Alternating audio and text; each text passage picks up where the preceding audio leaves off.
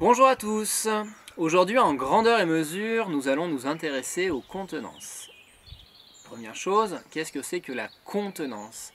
La contenance, c'est la quantité de ce qu'on peut mettre à l'intérieur d'un récipient. Voici donc des récipients. Les verres sont des récipients, les bouteilles sont des récipients, les bidons, les bols, les tasses, etc. Ce sont des récipients. Et pour connaître le récipient parmi les trois qui a la plus grande contenance et celui qui a la plus petite contenance, nous allons transvaser. Nous allons donc faire 4 expériences dans lesquelles nous allons transvaser de manière différente afin de connaître à chaque fois la plus petite et la plus grande contenance. Je vous présenterai donc pour chaque expérience le matériel que nous utiliserons et je vous inviterai à mettre la vidéo en pause le temps de réfléchir à ce que vous pourriez faire pour réussir à savoir quelle est la plus grande et la plus petite contenance. Vous pouvez reproduire ces expériences chez vous, mais attention, si vous le faites, j'aimerais bien que vous le fassiez sous la supervision et l'aide d'un adulte, parce que je ne voudrais pas que vous fassiez des bêtises, bien sûr. Nous allons commencer donc par la première expérience.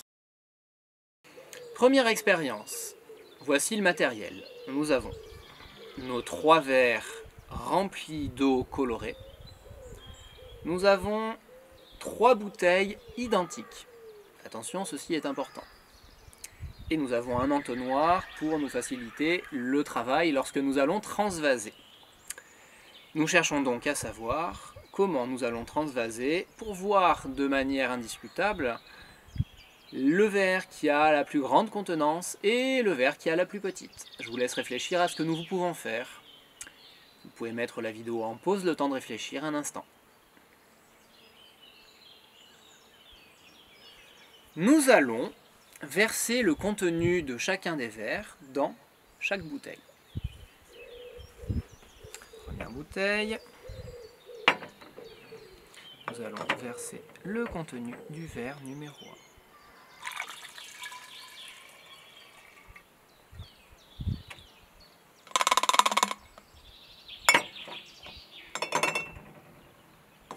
Puis le contenu du verre numéro 2, alors là je vais le faire à côté, voilà.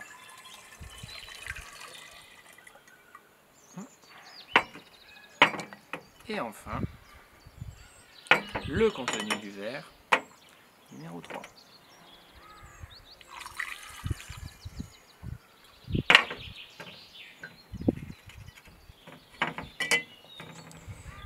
Quand j'ai versé, je compare les niveaux des 3 bouteilles.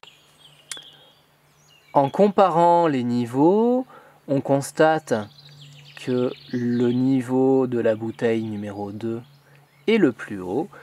Le verre numéro 2 est donc celui qui a la plus grande contenance. Vient ensuite le verre numéro 1, le verre bleu.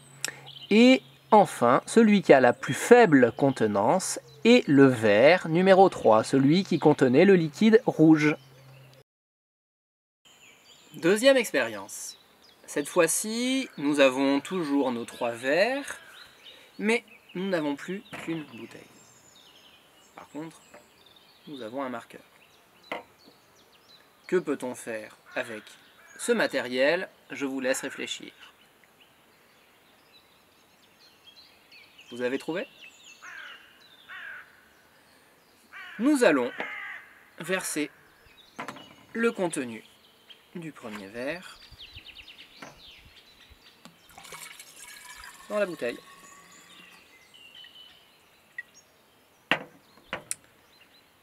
Et nous allons utiliser le marqueur avec lequel nous allons faire un petit repère. Je vais faire un petit repère et je vais écrire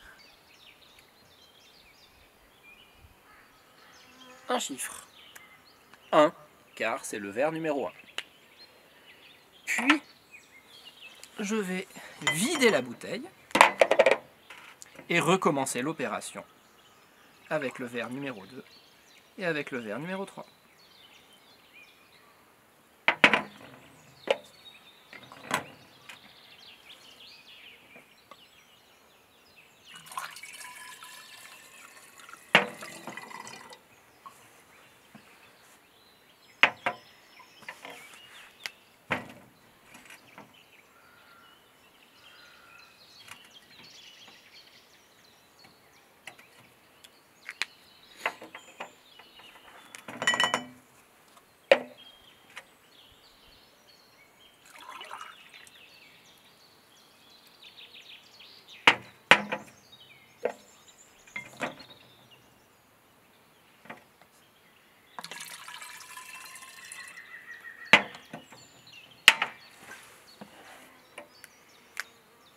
J'attends un petit peu pour que le niveau se stabilise.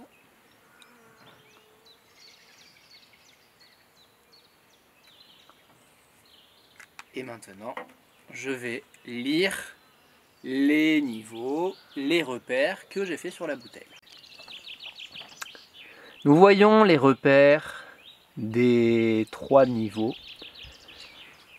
Le niveau le plus élevé est celui du verre numéro 2, puis vient le numéro 1 et le verre numéro 3 qui a la plus faible contenance.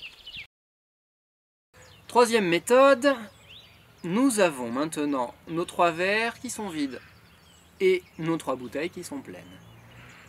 Nous avons bien pris soin de remplir les bouteilles au même niveau.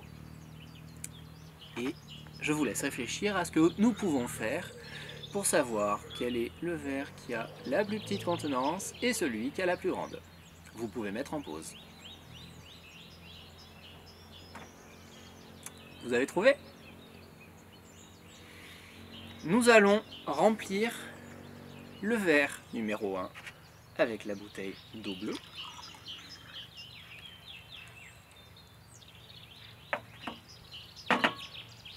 Le verre numéro 2 avec la bouteille d'eau jaune et le verre numéro 3 avec la bouteille d'eau rouge.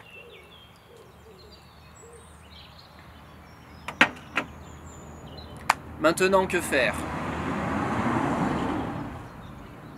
Maintenant, il ne reste plus qu'à comparer les niveaux de chaque bouteille.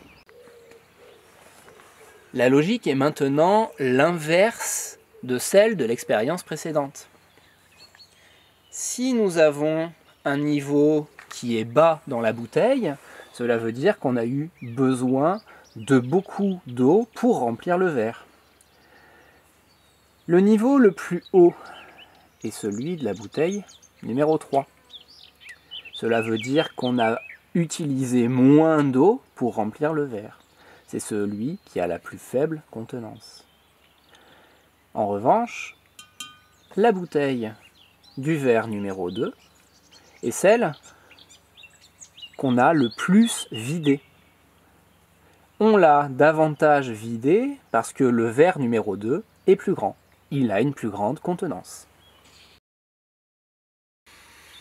Pour la dernière expérience, j'ai changé de récipient. Nous avons donc maintenant une grande bouteille en plastique, une bouteille en verre et un grand gobelet. J'ai également à ma disposition un gobelet vide. Et je vous laisse réfléchir à ce que nous pouvons faire avec ce matériel pour savoir quel récipient a la plus petite contenance et quel récipient a la plus grande contenance. Vous avez trouvé? Nous allons utiliser ce gobelet comme référence, comme étalon. C'est-à-dire que nous allons le remplir et à chaque fois que nous le remplissons, nous allons compter. Je prends donc la première bouteille, je remplis le gobelet une fois, je verse dans un arrosoir. 2 fois, 3 fois, 4 fois, 5 fois,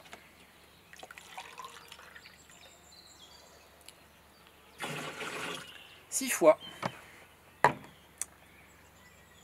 Deuxième bouteille. Je remplis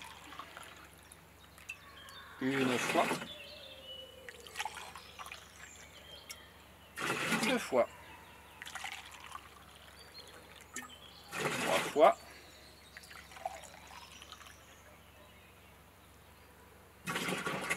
4 fois.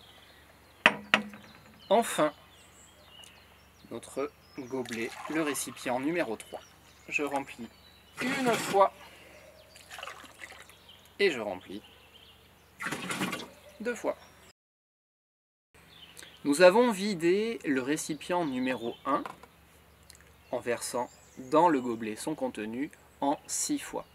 Nous avons donc rempli 6 fois le gobelet avant que la bouteille soit vide. Pour le récipient numéro 2, il nous a fallu le faire en 4 fois et en 2 fois pour le récipient numéro 3. Cela veut dire que si on souhaite remplir le gobelet, le récipient numéro 3, il nous faut 2 gobelets comme celui-ci. Il nous faut 4 gobelets comme celui-ci pour remplir le récipient numéro 2.